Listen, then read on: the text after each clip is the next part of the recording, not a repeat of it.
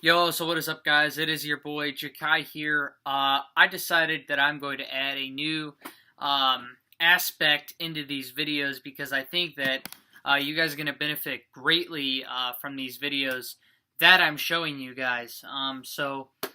Pretty much a lot of you guys want to know about Joust, and Joust is a game mode, that I feel very passionately about. That's where I learned to play, and that's where I'm most comfortable playing. I understand that map extremely well. I understand the picks and what gods are good in that map and what gods maybe lack a little bit. Anyways, we're going to hop right into the patch review. So basically, not really patch review, but the god changes and everything else. So it's patch 3.18, right? So as you guys know, a lot changed in this patch, including the nerf of the most significant changes, one being the nerf of reinforced shoes, and the other being the buff to Cupid. So with that being said, we're going to start off on assassins right now in Joust. Now, the meta changed slightly. hi-rez Lament is really strong now. I don't know if you guys know what hi-rez is. It's that item that you'll maybe see on like Loki, possibly on Thanatos. But it's always been a decent item, but they changed it so that it does 30% extra damage and it gives you a lot of regen.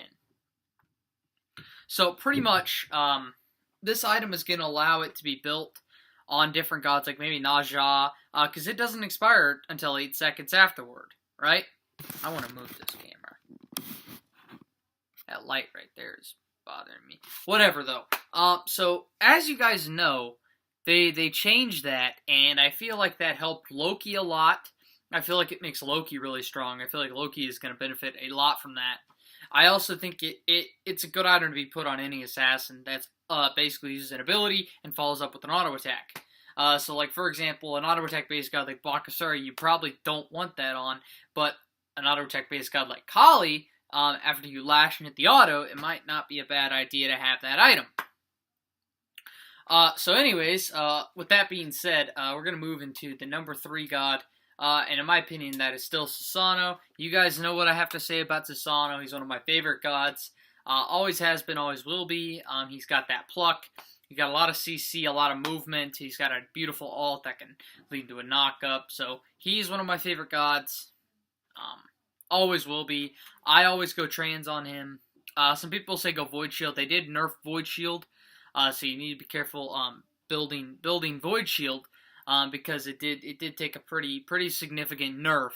So, yeah. Then number 2 is once again going to be Fenrir. I think I always put Fenrir at number 1. I don't know why. Number 2, in my opinion, this patch is Fenrir. With the nerf of cooldown boots, I think he falls off a little bit. I think he was really strong with not cooldown boots, but reinforced greaves. I think reinforced greaves made him extremely tanky and allowed him to do what he needed to be done, which is get in there, make plucks and pulls, and everything else. Hold on, Tyra sent me a Snapchat. But okay, interesting. Anyways, Fenrir is strong. Play Fenrir if you need a pick as a tank. Maybe your team's pretty oriented around early game. Fenrir is pretty strong in the early game. He allows you to get nice plucks. Definitely good kills with Fenrir, and he's got some CC. Kali is my number 1 pick. You guys know Kali. I love Kali. She's one of my favorite gods. She's probably the only god that I would play in Joust comfortably as assassin-wise, other than maybe like Susanoo. Mostly because I know that she has that ult, and in Joust you can get 100 0 pretty quick. So you have to kind of play a god that can get in and out of those situations. Because Kali, once she jumps in, that's where she's at. She's there. You're not going anywhere with her. You're there. You're in the fight as Kali, and you just have to fight it out. So that's Kali. She's the number 1 assassin, in my opinion, in Joust. I've looked at the others. There's a few. I think Thor maybe is okay, too. An honorable mention might also be a Wheelix, or maybe even Mercury, but that's about it. Guardian. A lot of you guys ask me about this. You say, hey, what Guardian-wise? If you look in the top up there somewhere, it's going to show I have 80. I went ahead and mastered every god. So I have every god in the game mastered. I've experienced with all of them. And I can tell you right now that any Guardian in Joust is going to be good. But there are some that are better than others. So right now I'm just going to name a bunch of my favorite ones. So starting with whatever number this is, Terra. Terra is one of my favorite Guardians in the Joust. Because she... In the Joust. In the Joust. No. Terra is one of my favorite gods in Joust, quite simply because of the fact that she has a double stun. She can root you and then stun you. So she has double crowd control, and she can do quite a bit of damage if you put a damage build on her. She can do damage. So I like Terra. She's pretty good. Moving on from Terra. Sobek. I like Sobek. He's an honorable mention in this. Sobek's always really strong because of his plucks. But the only problem is with Sobek is that when you dash in there and hit a pluck, you really have no way to escape. So the team can just kind of converge on you and melt your HP. But you know, that's one of my honorable mentions. Another one's gonna be Fafnir. Fafnir did take a nerf. They nerfed his 2 right here, the Coerce, which was much needed. Gave a little bit too much HP and attack speed, so they went ahead and took that down. But basically, what I max on him is I max his 1, and then his 2, and then his 3, and then obviously you want to get a tick into his ult because it just does ridiculous amounts of damage, and that's another reason why he's good. When he's in that dragon form, he has a double stun. So, yeah, his 1 and his 3 stun in dragon form. So, Fafnir's pretty good. After that, I'd say maybe Cabrakan, just because he can do a lot of damage. I like having Guardians in Joust that do damage, because Guardians are just so OP, because they can do that damage and be tanky, right? Because basically, what you can build on Cabrakan, this is what I would build on almost any Guardians. You can take notes on this. When I play Guardian, this is what I build.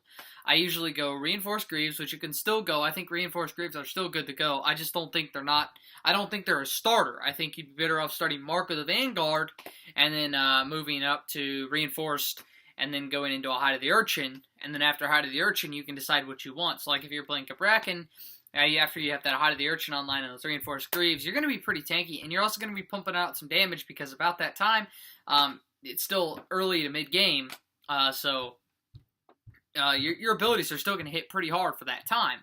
So you could put on that, and then maybe go into like a Soul Reaver, and then build maybe a Bulwark and then a Breastplate, to get some of that cooldown, because Cabrakan does need mana. But it's honestly up to you. But I like Hide of the Urchin a lot. I even build that item in Conquest, because you can get easy stacks on it in Conquest, especially if you're rotating in and out of lanes. But anyways, this is Joust. So let's get back to Joust. But yeah, Hide of the Urchin's a little bit harder to stack in Joust, but if your team's winning and you have an early game team, you can get those stacks up and you can be really, really tanky. So moving on, next, we're going to go with Kumba. Kumbhakarna has always been one of my favorite gods. His Mez, his Root, his Belly Bump, his ult, they all just combo extremely well together. When you go in and ult someone to get that Soul Reaver proc on him and then hit him with that Belly Bump, I mean, honestly, you're looking at a lot of damage right there. If you look at his abilities... Oh, no. My thing popped off. My grip.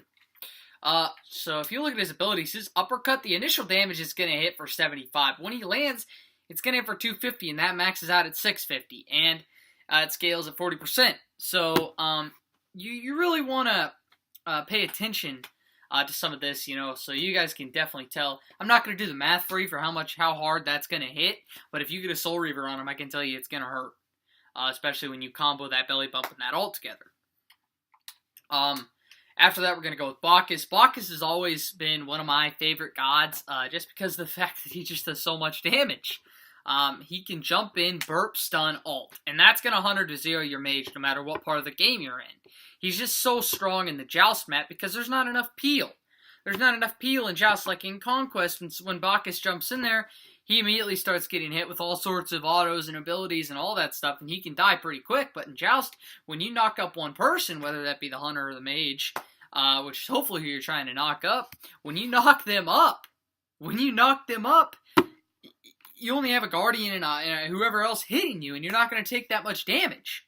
So you're going to be able to get in there, do a lot of damage, and maybe even get a kill, and still be pretty much full HP. So that's why Guardians are super overpowered in Joust. Moving on, Hunter. My favorite Hunters, I'm still going to stick with Scotty up there on my list. Scotty's always been strong. Scotty will continue to be strong, especially on that Joust map. On the Conquest map, she definitely falls off. I think that she doesn't have enough movement late game to keep up with some of the other gods. But I definitely think she has potential on the Joust map and in the ranked duel scene. So Scotty's still one of my favorite gods. There's not much. I really don't play Scotty that much. But she is one of my favorite gods to pick in Joust if I choose to play Hunter. Just because of the fact that she has that root, her ult. You can root several people in that. It's not just one. If you stick Calder on someone and ult, you're gonna root the people around them. You're gonna root the people around you. Her one slows and Calder moves at the speed of Scotty, if that makes any sense. So, anyways, or like 10% of the speed of Scotty. I can't remember, something like that. Neith is up there in one of my favorite picks now. She's always been a good god on the Joust map, just because of that ultimate. It allows you to set up some plays, and there's a lot of vision on the Joust map. So, like, if you set up a couple wards and you see them going for fire, you can snipe Neith. You can use Neith to snipe someone on fire, and maybe set up a pick. It's up to you. After that, I'm gonna go with Medusa. Medusa's always pretty strong. Like I said, her ultimate is basically what gives her that edge. If she didn't have an ult like that stone thing, if she couldn't stone the whole team, I don't think she'd be any good in Joust. But if you can hit that ult and combo it with a good one, you can definitely 100 to 0 a mage or a hunter. So, Medusa's strong. Someone commented on my video, and I do want to reiterate this. I think Artemis can be good in Joust. I think her ult is good, but I don't think her movement is good. I am against people playing Artemis because if you don't pay attention close enough to your positioning, I think gods like Kumba and Bacchus can really take advantage of the fact that you have no movement other than your 2. And you're not slow immune in that. She's not slow immune in her 2, which is her Vengeful Assault. She just increases her movement speed by 20%. So, I mean, she really has no escape. If she doesn't have her ult, she's going to get picked off easy. That's why she's not good in the Conquest map, So, I think Artemis is good, yes. But do I think she's great in Joust teamfight scenarios? No. I think she gets picked off easy and it's a 2v3. So, moving on from her. Ho Yi's still up there in my top picks. He did get a nerf. I would not be scared to play Ho Yi. I think he has good CC, and I think his ultimate's pretty good, and it does a lot of damage if you combo it with a different god, like maybe Hades or Odin, or whoever that may be. Cupid is going to be my number 1 pick. Cupid is extremely strong. I don't know if you guys looked at the patch notes. I'd have to look at you to tell you exactly, but the Heart Bomb now has a radius around it, and it still stuns, and if you use his Share the Love, which is his heal, it doesn't consume the stacks on your passive. So basically, you can just continually stack your passive by hitting autos, and hit that stun, and throw your hearts, and do whatever you gotta do as Cupid, and it's not gonna take away from your stacks. And his Flutter also, it gives the attack speed increase.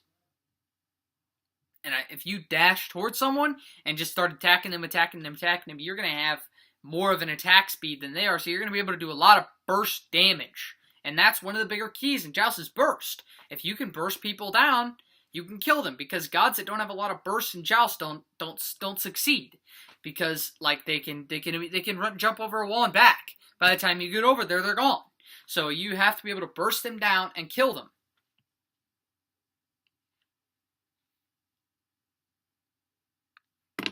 Okay, so his ultimate now hits like a truck. Who did his thing? Hits like a truck, and it mezzes you for 1.5 seconds. Now, there's a difference between a mezz and a stun. Okay? A Mez puts you to sleep. Like Kumbhakarna. Okay? Does that make sense? A Mez puts you to sleep. You can't do anything. You can't Aegis. You can't Beads while you're Mezzed. Does that make sense? Okay. Hey, can you Beads while you're Mezzed? I'm terrible at this game, so I'll have to look. Abilities. Mighty Young.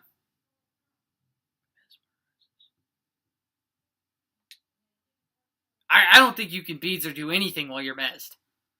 I don't think you can Aegis or nothing while you're Mezzed. So it does the same thing as Kumba's Yawn. But correct me if I'm wrong. I don't think you can Mez. I don't think you can Aegis, Speeds, or anything while you're Mezzed.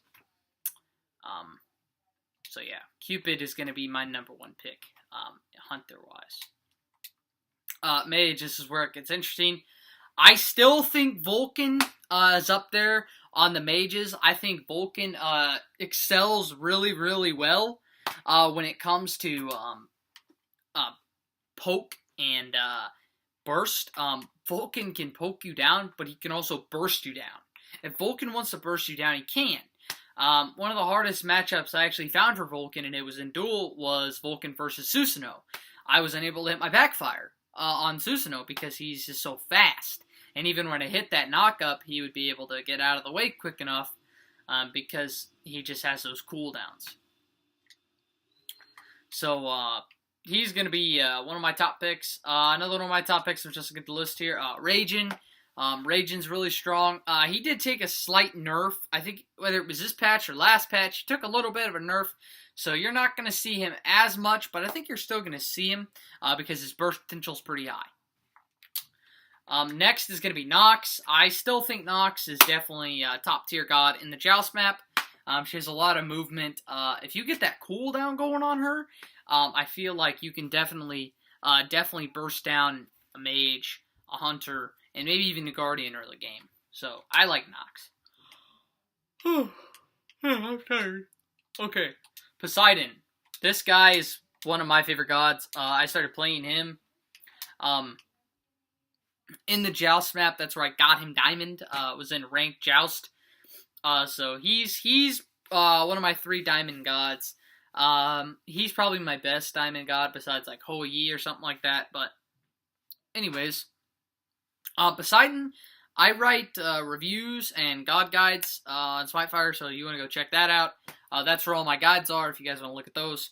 But basically, Poseidon, if you get Gem of Isolation on him in book, people are not going to be able to move because you get that cooldown going too. You drop that Whirlpool, hit him with that wave, or hit him with the 3, round up a couple of autos, and that's half their HP gone, and plus you follow up with that Kraken, or just drop the Whirlpool and Kraken. Hell, you can 100 to 0 him. So, Poseidon is definitely really strong. Another one of my favorite gods is Hebo. You guys know I love Hebo. Hebo is my man.